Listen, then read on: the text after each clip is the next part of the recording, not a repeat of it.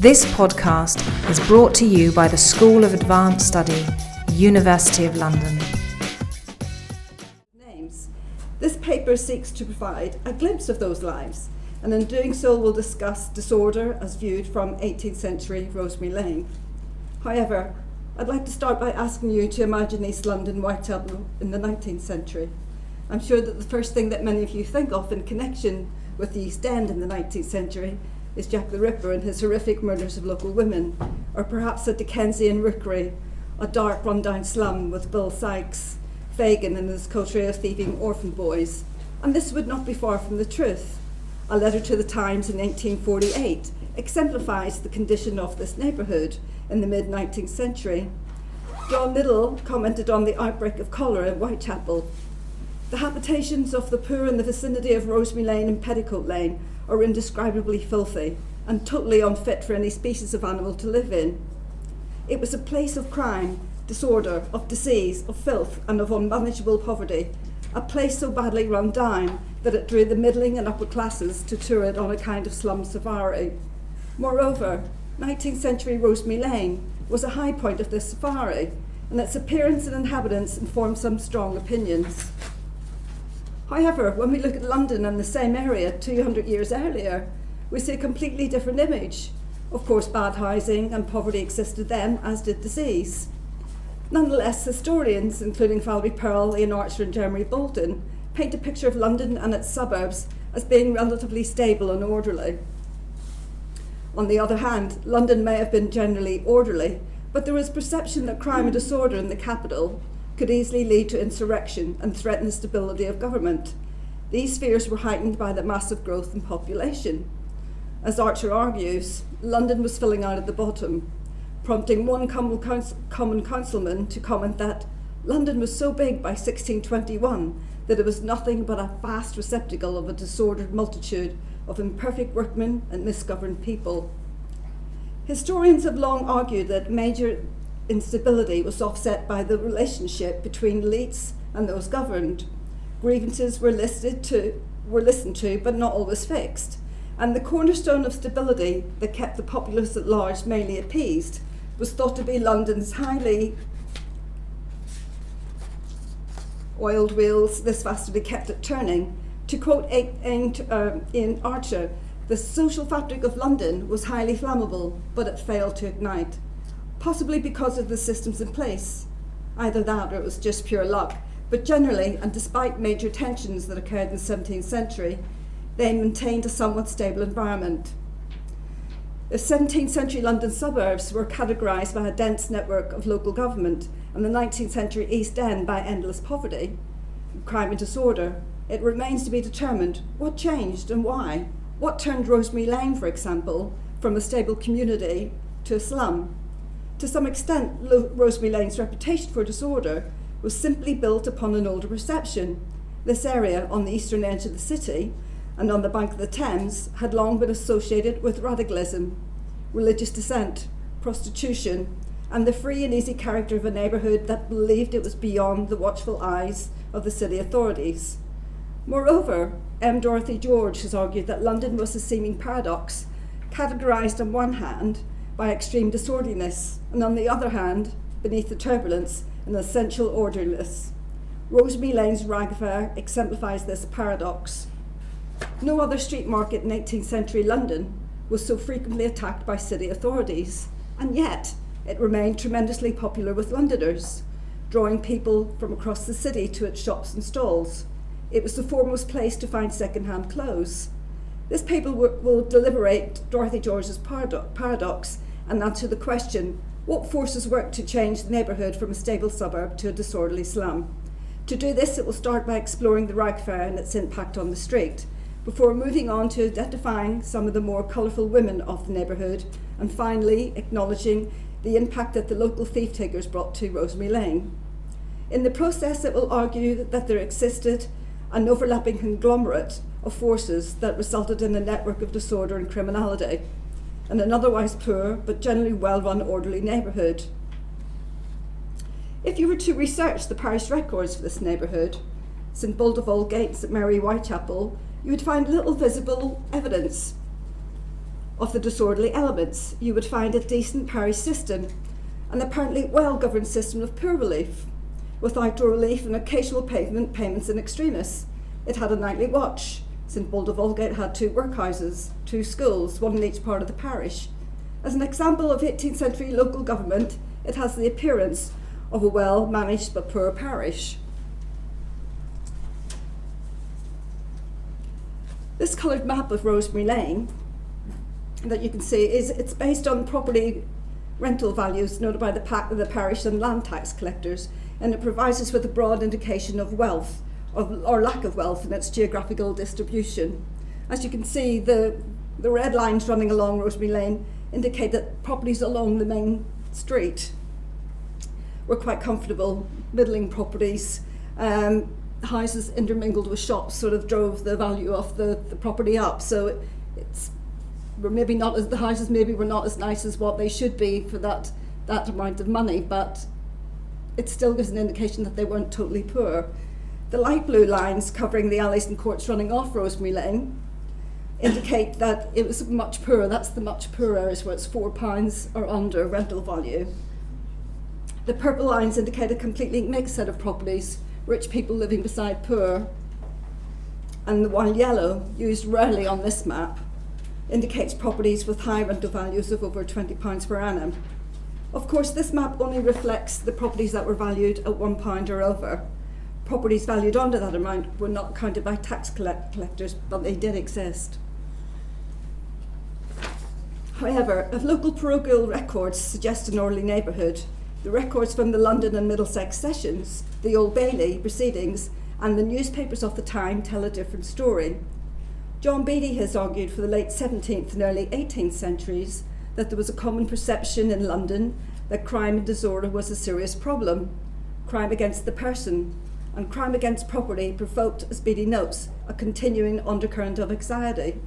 And as Bob Shoemaker has argued, fears of the mob, of violence and general crime were ever present.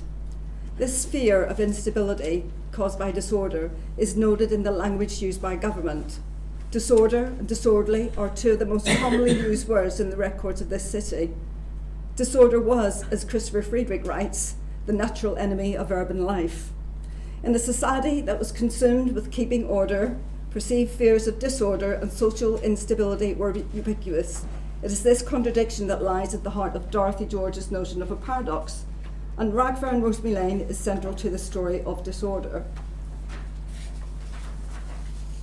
Rosemary Lane's disorderly reputation multiplied when the Rag Fair started there in 1700. To give you an idea of its size, by the middle of the century, this fair was by far the largest used clothing market in London, and it existed on this street for over 100 years. However, as well as providing a boost to the local economy, the Rag Fair brought with it crime, disorder, civil disobedience, crowds gathering, blocking the street, and increased fears of thieves and robbers running amok amongst honest traders and residents, a nightmare for any authority whose main constancy was maintaining order and stability.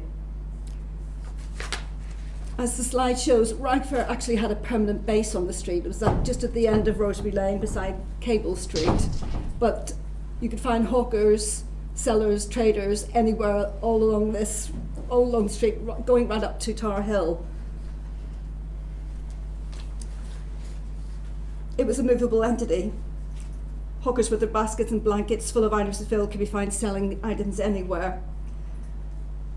They moved between parishes, they moved between the city boundary, and they knew exactly what they were doing. With its complicated boundaries between the city and Middlesex, Rag Fair was an unlicensed market that quickly became a problem for both jurisdictions, as the hawkers would simply move along the street, blocking the pavement and hassling shoppers. Strictly speaking, this was not a fair at all, and not in the sense of St Bartholomew or Suffolk Fair. It did not provide entertainment, although entertainment could be found there. However, the authorities took this market problem seriously. After petitions to both the Middlesex Judiciary and to the Portsoken Inquest Committee from shopkeepers and residents, proclamations were issued warning of the dangers that could be encountered at Rag Fair.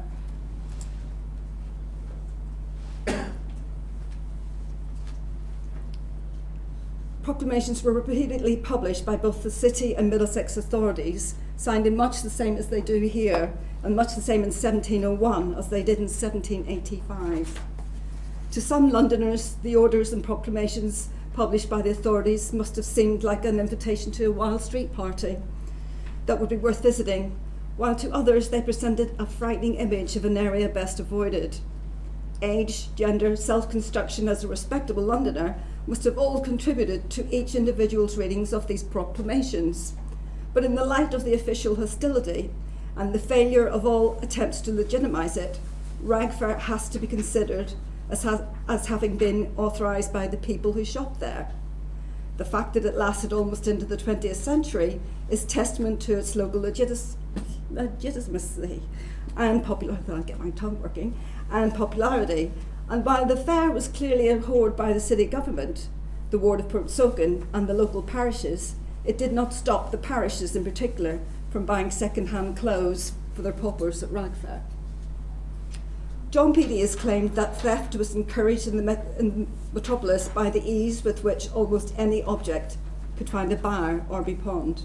And while the trade in second-hand clothing dominated Rosemary Lane, it is clear that it formed just one component of a more complex economy, encompassing an eclectic array of goods for sale, including shoes, bed linen, bread, cheese, meat, fish, jewellery, books, pots and pans, and even fruit trees, and indeed rags.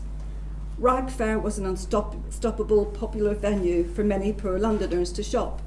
In 1733, on a typical day out shopping, Anne Sullivan of Bunhill Fields in Shoreditch took herself and a friend from Smithfield on a walk to Rosemary Lane to Rag Fair to purchase some linings for a gown, before walking on to Billingsgate to buy some eels, and then returning home, a round trip of roughly 4 miles. Rosemary Lane did not have the stylish shops selling luxury items one finds in places such as Cheapside. Nonetheless, at a time when made-to-measure clothing was a rare expense, and second-hand and even third-hand clothing typified the wardrobes of the majority of Londoners, Rag Fair was serving a self-evident need.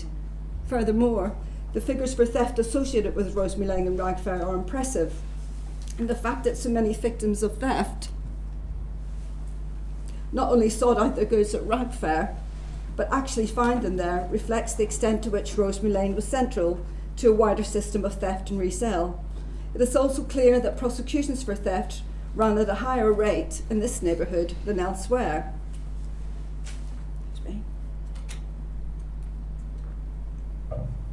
As a rough guide, the parish of St Paul's, Covent Garden, was reputed to have had some of the highest rates of criminal prosecutions in London.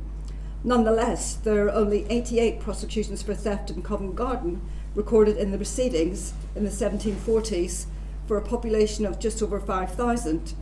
In comparison, there were 105 prosecutions for theft recorded on Rosemary Lane and Rag Fair for the same period. Moreover, if we compare Rosemary Lane with other notorious neighbourhoods in London at this time, we can see that for theft and theft of clothing, Rosemary Lane and Rag Fair just stands out by a mile.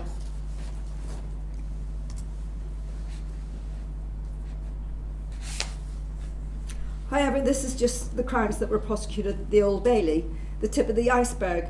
We know that the vast majority of thefts and robberies never reach court. The real figure of crime in all these areas is likely to have been much higher. The last table, which I have mysteriously moved on too fast, also shows that a high percentage of crime in this area was perpetrated by women. Let's see if I can go back. There we go. No.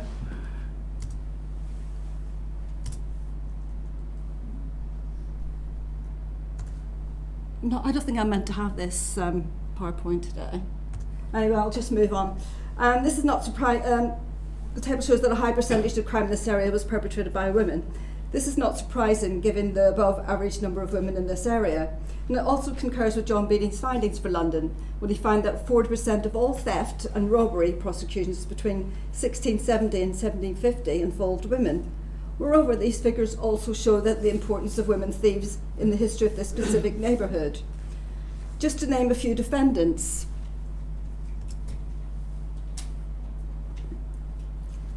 is to begin to get at the nature of their lives. For example, in 1690, Anne Burton was found guilty of stealing a tabby petticoat, a lace cravat, and 5 silver spoons from her employer Samuel Hill. The goods were later found in a pawn shop on Rosemary Lane. In 1718, Jane Best of St Dunstan Stepney was accused of stealing 2 hats from a local alehouse. Landlord John Dyke told the court how he went immediately to Rosemary Lane, where he found Best standing in the middle of the street with his best hat in her hand, crying, "Who will buy a new hat?" Similarly, in 1742, Dorothy Wood was indicted for stealing a pair of stays from Elizabeth Compton's shop on Rosemary Lane. Wood was caught with the goods under her dress as she left the shop.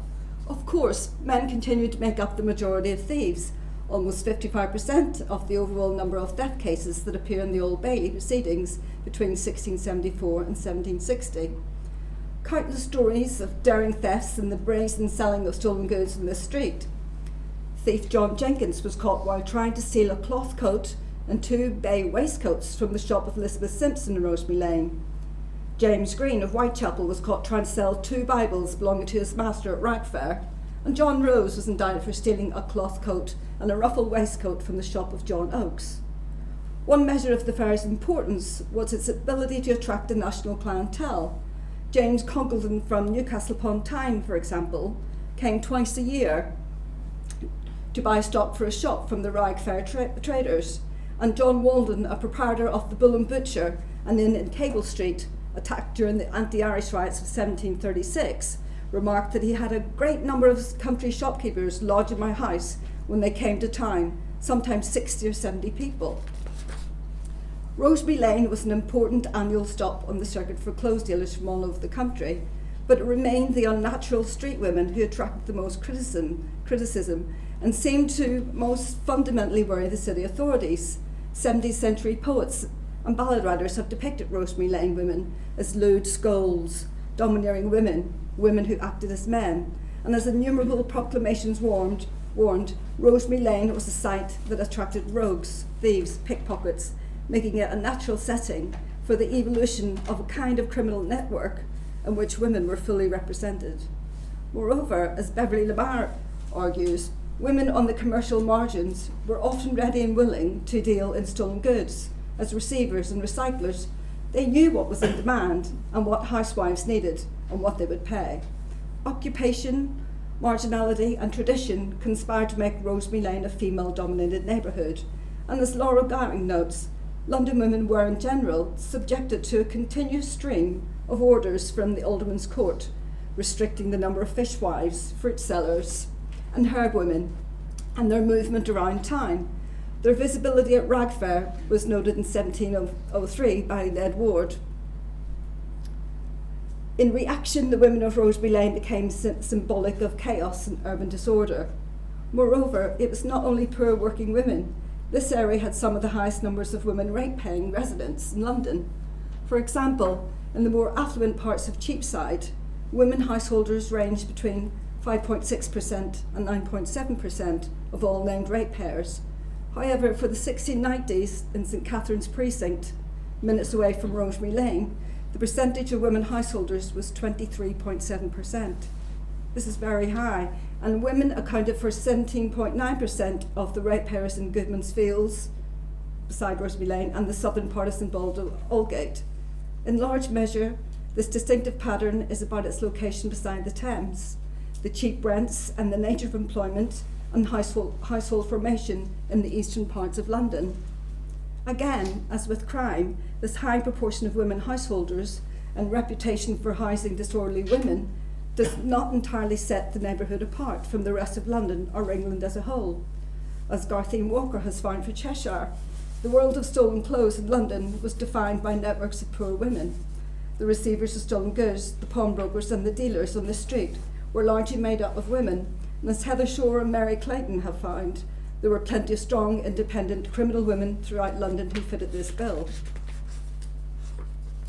But an investigation of the microhistory of crime in Rosemary Lane suggests that one particular group of poor women who made a living from Rag Fair and the opportunities that it brought for criminal activity on the street were central to both the area's reputation and to the process that shifted the area towards its status as a slum in the 19th century. They formed a faction that became the bête noire of the thief-takers and involved a turf war over profits from stolen goods, disorderly houses, and the control of local thieves. Unfortunately, we can only glimpse this rivalry through the lens of court records and newspapers, but that sideways glance, nevertheless, reveals a lot about disorder, thief-takers, the local street women, and the nature of rag fair. It seems quite bizarre that a group of men, such as the thief-takers and their accomplices, would feel threatened by a group of women, but they were. This in itself is an indication of the influence that some women held in the street. The nominal leader of this group of women, and perhaps the eldest, was Elizabeth Carlow, who was a dealer at rag fair.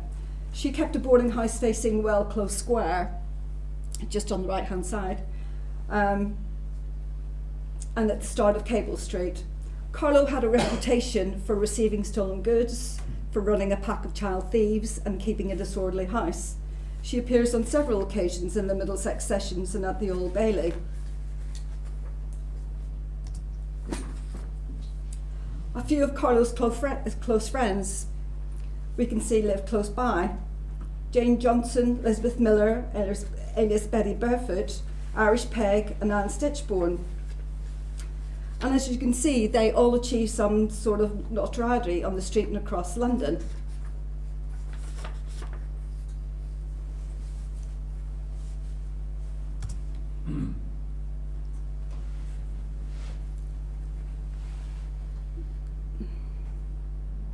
These women were all congregated, as you can see, if you can remember where a rag fair was before, they're all sort of congregated all around the rag fair itself.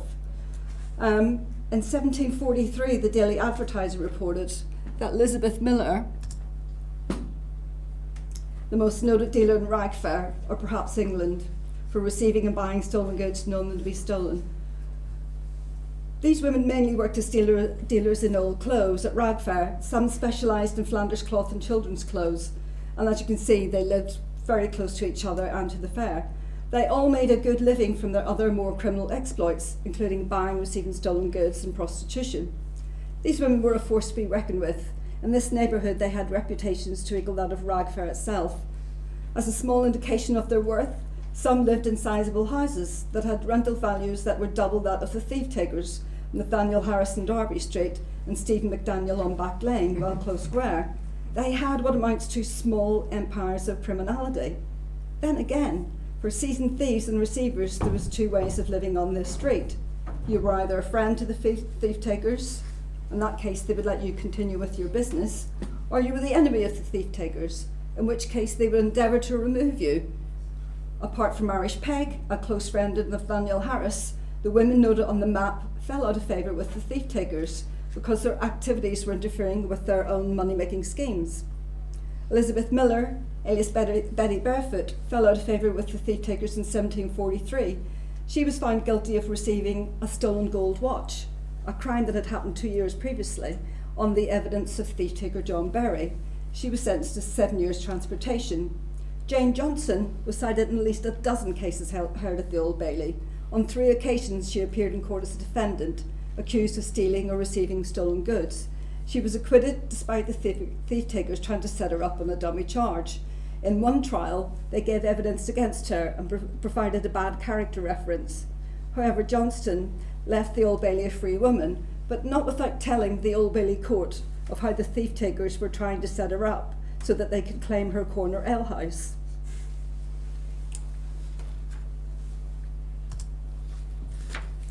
Anne Stitchborn was said by one accused thief to have kept an alehouse full of thieves. In 1752, 2 of her house guests, seasoned robbers Randolph Branch and William Descent, were charged with violently stealing a silver watch and money from brewer's clerk Joseph Brown, leaving him dying on a street close to Well Close Square. The accused were arrested at Stitchborn's house by Stephen McDaniel, Nathaniel Harris and Thomas Stanley, and eventually, after forcing them to confess, Branch and Descent were taken before Justice Mainwaring. The thief-takers clearly had their own way of implementing the law, which is summed up in 17-year-old Branch's defence. I came into Mrs. Stitchborn's house in the evening. There was Bet Thomas. I went to bed with her and remained there till 7 the next morning. Then came in Nat Harris and said, "Your servant." After that came in Thomas Stanley and McDaniel and laid hold of me. McDaniel pulled out a pistol and said, "Damn you, if you don't confess, I'll blow your brains out." Then they took me to a sponging house and got me very much in liquor, so that I don't know what I said. Stitchborn was then stripped and searched by McDaniel for the stolen silver watch. She was eventually charged and found guilty of receiving stolen goods and sentenced to 14 years transportation. Spanish Jack, an accomplice in this robbery, who became an evidence for the prosecution, later confessed on his deathbed that the thief-takers had been instrumental in setting up this robbery. Of course, Stitchborn was guilty of this crime and much more, but she was finally convicted in a bogus robbery set up by the thief-takers. They were determined to break up this group of women, as they were seen as taking profits from illegal activities, and that they wanted control of themselves. The easiest way to do this was to get them prosecuted for receiving.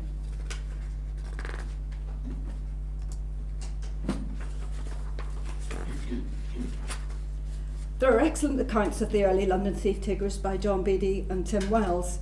Moreover, Ruth Paley's influential account of Stephen McDaniel and the London thief-takers at the mid-century remains definitive.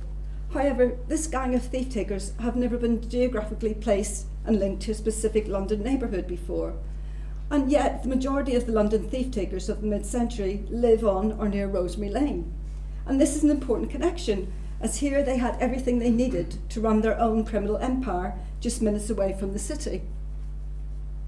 This uniquely fertile and mixed soil of a parish on the cusp of the city provided the basis for the evolution of a new kind of policing that in turn lays the foundations for the runners and the metropolitan police of the 19th century.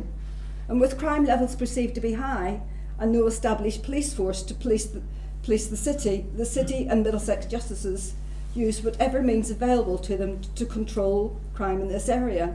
City marshals, constables and watchmen were the backbone of the system of community policing, but thief-takers created a flexible, ever-ready private cadre of law enforcement officials.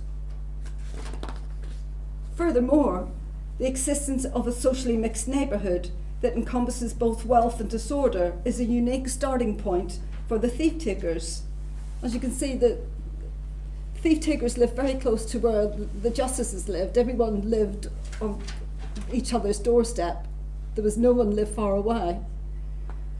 And this is really important to the story. That made it easier for the thief-takers, that made it easier for the justices of the peace to make money. It was not so good for the thieves. Part of the story lies in the generous reward system in place for London and Middlesex. In 1692, a London thief-taker could claim £40 for the successful prosecution of a highwayman. Moreover, in 1720, a £100 royal proclamation reward was devised by the city government. This ran continuously until 1745, to be resurrected again in 1749 and 1750 in response to fears of a post-war crime wave. This unprecedented amount of money, offered in conjunction with the £40 statutory reward already in place, meant that the profits of a conviction could amount to the equivalent of several years' wages for an artisan. Ideally, this reward was intended as a form of compensation, an encouragement to the victims of burglary and robbery to prosecute their assailants, and to honest thief-takers to help catch London's violent criminals. But it also acted as a powerful motive for false accusations. By encouraging the thief-takers to target known thieves, robbers, counterfeiters and murderers, they sought to allay public fears. And indeed, this is evident as much in the liberties and suburbs as in the city itself. But in the process, it encouraged thief-takers to congregate around thieves, in turn attracting thieves working in cahoots with the thief-takers. Rewards effectively reinforced a new geography of disorder.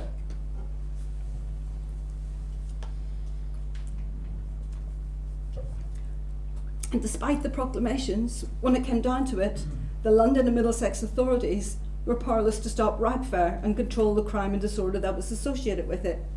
The sheer number of thefts and robberies that happened on this street is evidence of this, and there is just little doubt that the thief-takers brought criminals to, and there is no doubt that thief-takers brought criminals to justice. However, the vast majority of this group of men had active criminal backgrounds themselves. They knew how the system worked, and they knew how to use it to their own advantage. Nathaniel Harris, a hatter, was the most prolific of the Rosemary Lane thief-takers. He gives evidence or appears at court on nearly 30 occasions that we know of between 1730 and 1750. Harris was constantly on the lookout for thieves from his hat shop on Derby Street, just off Rosemary Lane. Harris, with his associate Samuel de Unwin, were the first known thief-takers on this street. Ralph Mitchell and George Holderness from Deptford joined this group in the 1740s, as did convicted thief Stephen McDaniel, who appears at various courts in several instances between 1741 and 1760. George Ballantyne and thieves Thomas Stanley and Richard Morris, a former Black Boy Alley gang member, moved to this neighbourhood in the late 1740s. However, there is little doubt that between them, this group of men helped prosecute a fair percentage of known thieves and robbers in the area. However, they also created a large network of criminality. Their methods were dubious to say the least. Many of their convictions were later proven to have been staged, as the one we saw previously, and the majority of these staged robberies usually involved young men. But more importantly, many of their actions were dependent on the microgeography that the neighbourhood had colonised. In 1751, Richard Holland and Daniel Thorogood, along with Mark Shields, were accused at the Old Bailey of committing a violent highway robbery on one Henry Dibbins as he was walking close to Gerrard Street in the city. On the information of robber Mark Shields, Nathaniel Harris, Thomas Stanley, Ralph Mitchell arrested Holland and Baker at the Fox Ale House in Drury Lane and brought them back to Stanley's Ale House, the Ship, close to Wellclose Square. This ale house was used as a holding cell, and there they held the suspects, interrogated them, and searched them before taking them before the local justice. The informant Shields later confessed to setting up the robbery at the behest of the thief-takers. But the point here is that instead of taking the suspects to Fielding at nearby Bow Street, they brought them back to Rosemary Lane. Of course, the victim of this robbery was only too happy to see the culprits prosecuted. However, by bringing the suspects back to Rosemary Lane, they could ensure the thief-takers that they got the confessions that they wanted, and ultimately the rewards for the conviction of the robbers. Their unique position on this street and the very close relationships with numerous JPs, most importantly Richard Farmer and Sir Samuel Gower and their clerk James Warner, ensured that they received warrants with few questions asked. And to that end, Holland and Thorogood were found guilty of the robbery on the evidence of Mark Shields and sentenced to be hanged. The thief-takers moved freely from this place around London and its suburbs, but they returned to the street because this is where they could ensure that tame justices would treat them favourably. In the process, they sustained a web of criminal intrigue, running brothels, sponging houses for debtors, while forming inauspicious relationships with the local judiciary. They operated sham press gangs where they kidnapped men and held them for ransom, for which they were all indicted on 2 occasions but mysteriously got off. Their close neighbour, Sir Samuel Gower, was the justice who signed the indictment, and again the justice who signed them off. In his published account of the activities of the thief-takers, Joseph Cox, High Constable of Blackheath, calculated that in 1749 alone there were 45 convictions for real and counterfeit robberies, amounted to approximately £5,800 paid out in rewards, a colossal sum of money at that time. There was, as Ruth Paley also argues, strong evidence of collusion with the Middlesex judiciary, as we've heard. Many of the rewards could not have been claimed without their participation. The thief-takers were encouraged to catch thieves and help maintain order in this neighbourhood. However, the reward system ensured that they used the disorder and the crime associated with ragfare to form the axis for what amounted to this web of disorder and criminality. Many have seen in the thief-takers an organised group of evolving proto-police detectives. But it is important to our understanding of their role and historical legacy to note that they were primarily operating from Rosemary Lane, East London, not Bow Street, Westminster. And just as importantly, they were admired within a highly gendered system in which the disorder they sought to police was distinctly female. The subsequent trials of some of the thief-takers of Rosemary Lane in 1755 caused shockwaves across the capital and brought an end to the local system of thief-taking. But these trials did not undermine their influence on the evolution of policing. Now to the conclusion. This paper has provided a snapshot of Rosemary Lane in East London in the 18th century. There's a bigger story to tell. But what makes this neighbourhood unique and important is the combination of orderly local government combined with the disorder of rag fair, the rag women, the thieves and the thief takers. It tied order to disorder, illustrating Dorothy George's paradox. Consequently, this was a disorderly area set within an orderly system of parish and ward governance, a system that was clearly inherited from the 16th century city that endeavoured to maintain stability, providing paternalistic support to its needy and deserving parishioners. Ian Archer emphasises the importance of the less formal parish relationship between the rulers and the ruled, and of tradition and neighbourhood values that reinforce this relationship between the rich and the poor. These relationships still existed in this neighbourhood throughout the mid-century, as evidenced by the letters of complaint from parishioners and presentments of hawkers to the Ward Inquest Committee. The 18th century neighbourhood still depended on commitment from local government, aldermen, rich merchants, local elite, and the middling men of the area who were the overseers of the poor, the scavengers, the constables, and the watch for the neighbourhood. The rich still lived next door to the poor. The thieves and the thief takers lived yards away from the local judiciary. This area was not disease-ridden slum, but under the combined influence of the thief takers and the gangs of criminals that the neighbourhood attracted, it was slowly changing. It became a microgeography of crime and corrupt policing, ensuring that the neighbourhood would become ever less welcoming to the parish worthies who delivered stable governance. By the end of the century, rag fair would be dominated by the Jewish old clothes sellers, as the rag women were slowly pushed out. Thief takers would give way to the runners, and eventually the new Metropolitan Police Force. And the parishes that had successfully struggled to cope with its mixed and disorderly neighbourhood gradually lost control as it slipped into the densely populated, crime-ridden, indescribably filthy Rosemary Lane that 19th century commentators wrote about. Thank you.